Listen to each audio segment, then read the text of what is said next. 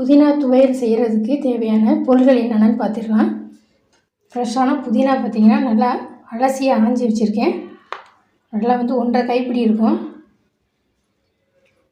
காரத்துக்கு பார்த்திங்கன்னா மிளகாய், வரமிளகாவும் எடுத்திருக்கேன், 2 பச்சை மிளகாவும் சேர்த்துருக்கேன். ஒரு 6-7 பல் பூண்டு, ஒரு சின்ன எலுமிச்சை அளவுக்கு புளி, தேங்காய் பார்த்திங்கன்னா ஒரு 1/4 மூடி தேங்காய் துருவினது, தேவையான அளவு உப்பு. இப்போ கடாய் நல்லா சூடாகிடுச்சு. ஆயில் சேர்த்துக்கோங்க. ஆயில் நல்லா சூடான பிறகு எடுத்து வச்சுருக்க வரமிளகாயும் பச்சை மிளகாயும் சேர்த்துக்கோங்க.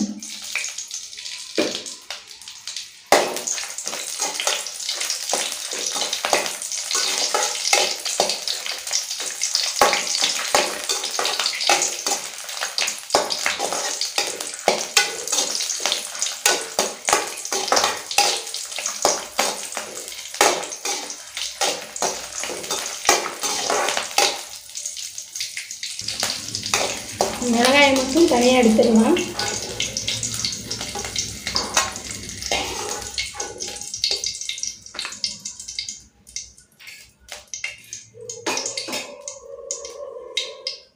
துருவின தேங்காய் சேர்த்துக்கோங்க. பூண்டு, புளி,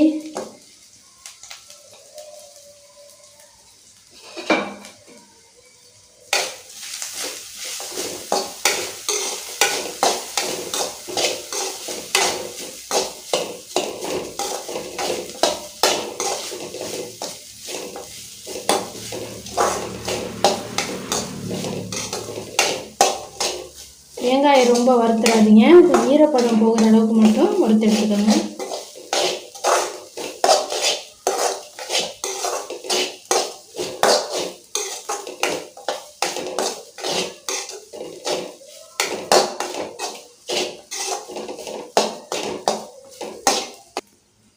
இப்போ இது கூட நம்ம எடுத்து வச்சுருக்க புதினாவை சேர்த்துக்கலாம்.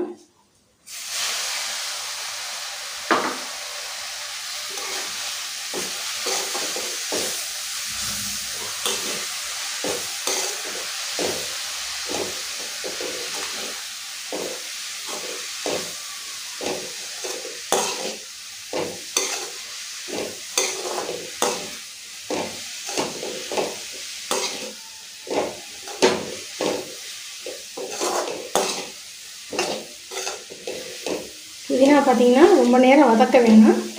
போட்டு ஒரு 2 நிமிஷத்துலேயே நம்ம இந்த அளவுக்கு வதங்கினா போதும். நம்ம வறுத்து வச்சுருக்க மிளகாயை இதோடு சேர்த்துருங்க.